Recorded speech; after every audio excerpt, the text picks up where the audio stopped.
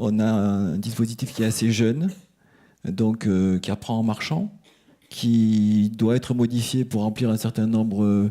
d'exigences relatives à la décision de la Commission européenne quand elle l'a accepté. Donc ça fait beaucoup de choses à faire en même temps. On est aussi soucieux, bien évidemment, de capitaliser sur le retour d'expérience et de l'améliorer autant que faire se peut. Et parmi les voies d'amélioration, il y en a une, je ne vais pas vous surprendre parce que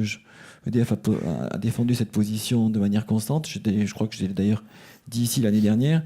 On continue de penser que le dispositif gagnerait en efficacité et en lisibilité pour l'ensemble des acteurs, à la fois les obligés comme les consommateurs, si on avait une obligation qui était fixée à l'avance de manière un peu plus prévisible, un peu plus visible à l'initiative du gestionnaire de réseau de transport, idéalement avec quelques années d'avance, et que cette obligation soit adressée, remplie et satisfaite par l'ensemble des détenteurs de capacité avec plusieurs années d'avance, ce qui serait beaucoup plus robuste en termes euh, de réponse à la première comment dire, au premier des objectifs du dispositif qui est assurer que suffisamment de capacité sera là pour assurer la sécurité d'approvisionnement des consommateurs, en adressant de la visibilité sur les conditions de satisfaction de cette obligation, c'est-à-dire les volumes et les prix.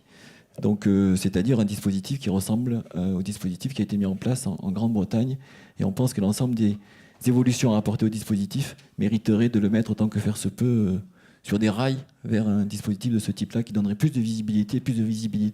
et plus de robustesse.